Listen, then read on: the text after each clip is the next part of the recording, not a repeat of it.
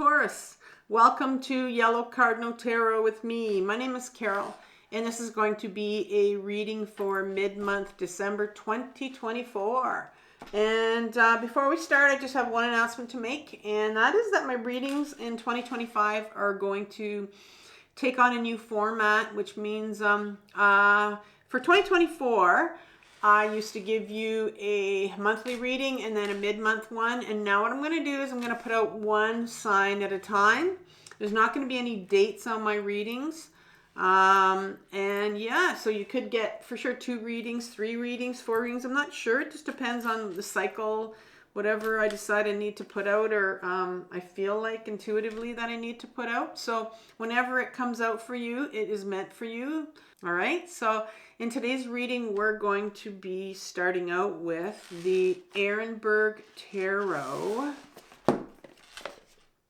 And then I'm going to clarify it with the Light Seers Tarot. And we're going to start off by looking at a pattern that's showing up for you right now in the last couple weeks of December.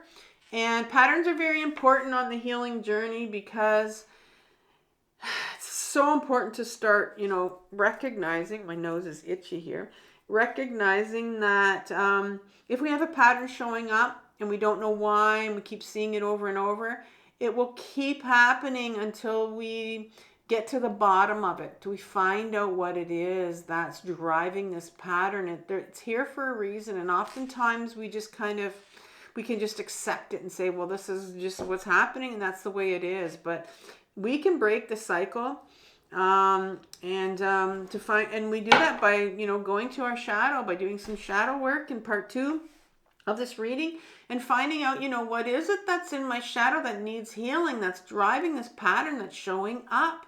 And so we're going to do some shadow work. And if you're unfamiliar with that term, I've left a really good video for you in my description box below called My Powerful 4-Step Guide to Shadow Work, and it's taken from my other channel, Carol Cares, and it's all about facing your own shadow.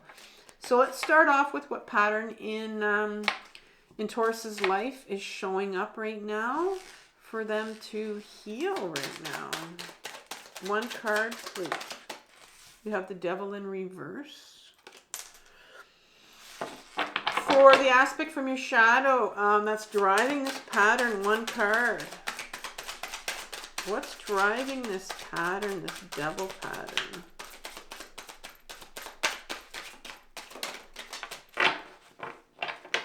King of Swords.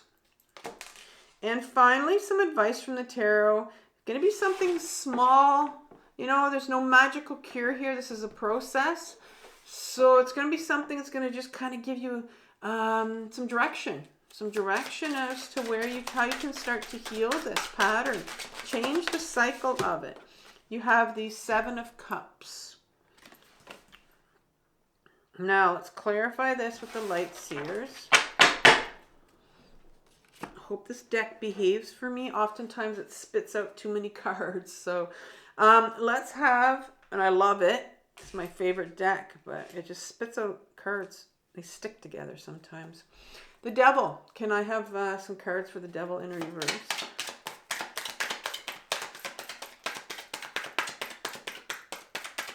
Couple cards, please. Okay, you have one card here, which is the Ace of Cups. And I'm going to ask for one more card.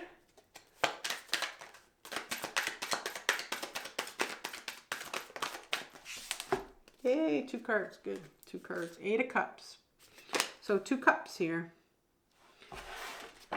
King of Swords. 2 cards, please. I don't know what it is, but tarot readers always get itchy noses. I think it's because you have to itch it, and it's so awkward to itch it when everybody's watching. But it's like one of those things where it's just like, there's one, I believe. Yep. Stop talking, Carol. Just feel. One more. Well, that one, I'm not sure. I'm not sure about that one. If it wants to come out, it'll come out. Here we go. This Page of Swords wants to come out. All right. 10 of Cups. clarify the King of Swords and the Page of Swords. Seven of Cups. Couple cards. There's one. I'm so happy that this deck is working for me right now. Also trying to handle the cards a different way. So there we go. So I don't get that problem. The Fool. And the Seven of Swords in reverse. Beautiful. We have ourselves a reading.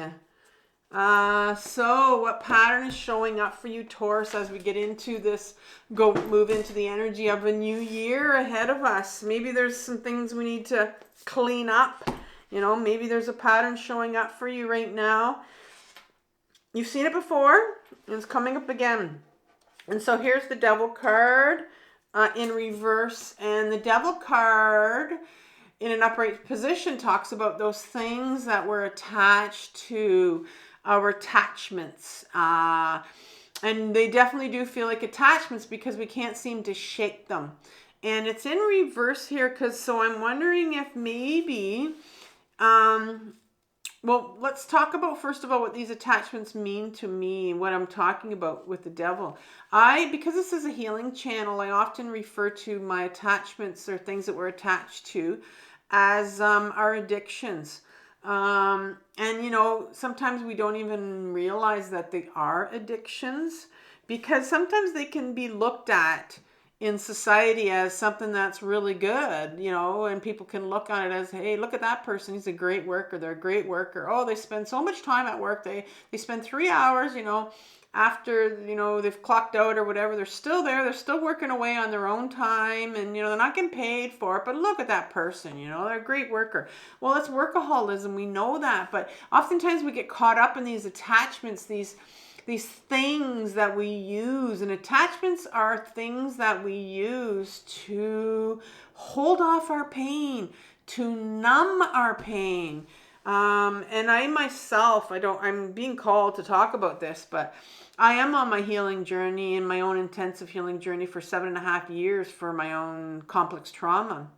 And, yeah, I've had, you know, I don't want to say many, but a lot. I've cycled through different attachments, different addictions that I've used to numb my pain. And there are times when it got so painful that I said, you know what, I'm grabbing that glass of wine because that's what I need right now to just kind of, you know, chill or whatever, like to deal with some of this pain that's coming up.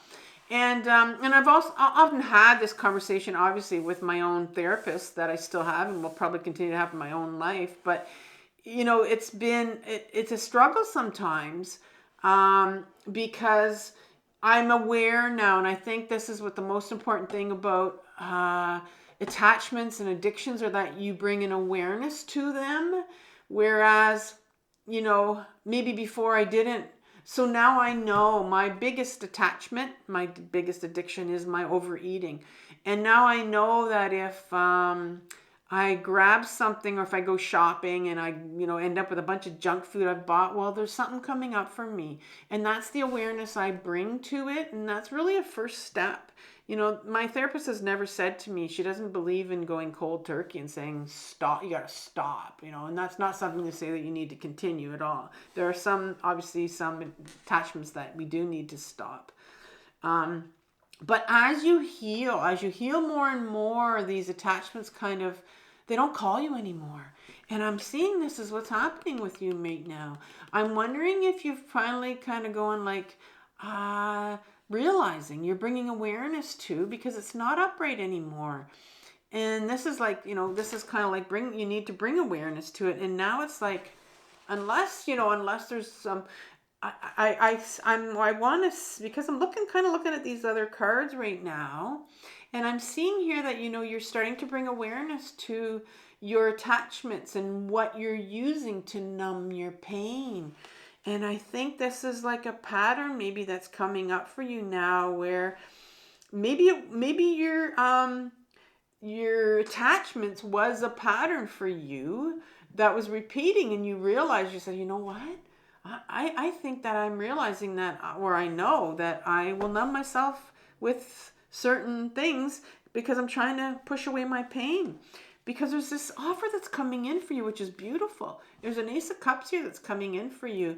And I mean, it looks like it's got like a heart here. You know, it's almost becoming, you know, maybe we're becoming more heart, you're feeling yourself becoming more heart-centered, where you're starting to, there's an offer. This is an offer from the universe, and maybe you're going to take it. You know, maybe you're saying, well, this time I'm going to take it. You know, normally I will take something to push down this pain, but maybe you're going to take it this time. Maybe you're going to start to feel your emotions instead of pushing them away, instead of putting them off, because there's an offer on the table for you to start to feel some of this pain. And this Eight of Cups that comes around, I love this card when it comes around. It's coming around for you. Here's an individual. She's walking towards the sun. The sun represents for me like this new beginning, the joy, the light. You're walking towards the light. You're starting to see, right? The Eight of Cups for me is, you know, not somebody that's walking away from their emotions. This is very much a shadow work card. This is very much somebody that has decided, you know what? I'm going to walk into that light. I'm going to decide to go on this journey. I'm going to decide to commit myself to feeling this pain. What is it? And I think it's kind of a different, it's kind of like a break of a cycle here is what I'm saying, a break of a pattern for you, which is beautiful because you're bringing awareness to your addictions and what's been, you know, keeping you from feeling what needs to be felt, your pain. And so what's coming up from your shadow that's maybe coming up for healing, that is a reason for why you're starting to walk towards this light, starting to maybe think, I want to do this inner work here. Well, you have this interesting, this is what you have, this is your shadow, this is everything you have put away, this is your true self right here in here. These things right here, this is all the stuff you put away as a child. As a teenager, you repressed all of this. And believe it or not, there are gifts that sit in our shadow. Once we start to peel away at all of this, there are gifts that sit in here for us. We start to find out our authenticity and our gifts that we have. And here's the King of Swords that's sitting here, right in front of your shadow. The sword, in this particular case, the one sword is our authenticity and who we really are. And that's what's sitting in your shadow, but there's something that's holding on to it. It's almost like there's something that's holding it hostage. And it's the king. The king in our deck, my deck, is the masculine side of us. We all have a feminine side and we all have a masculine side. It doesn't matter what gender you are. You have those two parts of you. This one is your ego self. Our ego self is blocking everything that's right. We're going to look at what it's blocking right here. But it has the sword of your truth. It has the sword of your authenticity that's blocking. Our ego, our true self is buried in our shadow because those are the things that people, you know, told us, you know, why we need to put our emotions away, or things about ourselves that weren't good enough. They didn't think they were good enough. And so we put them away because we were told when we were young not to take those out. And so our ego self will come out when we're younger. They're a protector for us, and they will block all of our emotions, all these things that we put away when we were younger. And it'll also block your authenticity. And it doesn't want you, it protects you, and it tells you, you know what? You need to put on these masks now. Put all these things about yourself, your authenticity, all those things that were you, the beautiful you that you were. Well, they're not safe to have. The ego self is all about safety. And they try to protect you when you're younger. They're not safe to have. We're going to put these away. Instead, you're going to come out into the universe and society, and you're going to put all these masks on. right? And so the ego self does not want anything to do with authenticity. So there's very much a part of you that was told when you were younger to you weren't allowed to be the person that you wanted to be, and you had all these 10 of cups right here. This is all your emotions. When you came into this world, you had access to all your emotions. You know, you could feel freely. You could show your anger. You could cry when you wanted to. You can jump up for joy when you wanted to. And nobody was going to tell you. You know, you were supposed to have people that didn't tell you, put that joy away, put that excitement away. You're too passionate. You're too much, you know. Or put your anger away. We don't show that in society, right? So here's your true self. Is buried. All your emotions, all these emotions you were meant to feel are buried right here. And that's what's coming up for you right now, this true self. And that's why all these cups are coming up for you right now in this first part here, the pattern of now it's time. We're going to start to feel some of these emotions that you put away. We're going to heal. And here's the Page of Swords. Here's the page, the younger part of you, 4, 5, 6 years old. Pages in my deck, there are 4 of them. Those are your inner children. These are your inner children. We have more than one inner child. I know because I've experienced all of them. No, I have more than one inner child. Not all of them. I don't know if I've experienced all of them, but I have more than one for sure. This particular page is the Page of Swords. It's the one that knows who they are. Look at this. Look at this person reading this book and these light bulbs are going off. This individual, this particular page, your younger self is holding a book of you. When you came into this world, you had a book of you. You knew exactly who you were, right? And it was put away. And so when a page comes up in my deck, this little child needs healing. It needs healing. It needs to be listened to. It needs to be understood because it was not understood when you were younger. You were not allowed to express your emotions when you were younger. So you put that away, and with all of that, you put away your authenticity. And there's a little child in here that knows who you were, but it's being blocked by your ego self. Doesn't want you to go there because it still believes. Our ego lives in the past. They don't know any better. They still believe that your emotions are dangerous. And so here you are wanting to bring out these emotions, maybe accepting this cup right here. But your ego self is going to continue to say, don't you dare go near that. Don't you dare. It's a scared part. And so what sort of advice from the tarot here is given here? Well, the Seven of Cups comes up as a first card, and the Seven of Cups is a card that, again, it's the cups, but it's like this, all these things. It's a weird card where it has, usually, like this particular cup, look at all these things that are coming out of it. It's really bizarre, all these things that are on offer, right? And the Seven of Cups usually is portrayed with 7 cups and all these things growing out of them, coming out of them. It's like there's so much on offer. There's so much distraction here.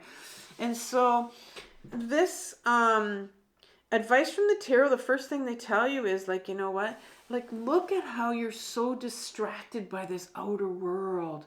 You know, this is really a card of looking at how distracted you can become or have become, or how distracted you are because, or dissociated. Many people are very much dissociated, very much up in their heads. This is the individual, this ego self. This is the one that keeps you up in your head because it doesn't want you to go into your body and feel these scary, scary emotions. But there's this call here in the beginning for you to experience these emotions. But the universe is saying, this advice from the tarot was saying, you know, let's take a look at how you're distracted. What's keeping you really distracted? What's keeping you very dissociated? And this is the Devil card here. These are the things that will keep us very dissociated and distracted and numb us out from our pain. Maybe there are other things, but that's what you need to work on, is these things that are keeping you from your pain, distracting you, dissociating you, numbing you out. That's what you need to bring awareness to. Here's the Fool card. Here's the Fool card. And The Fool card does not come out often in my deck.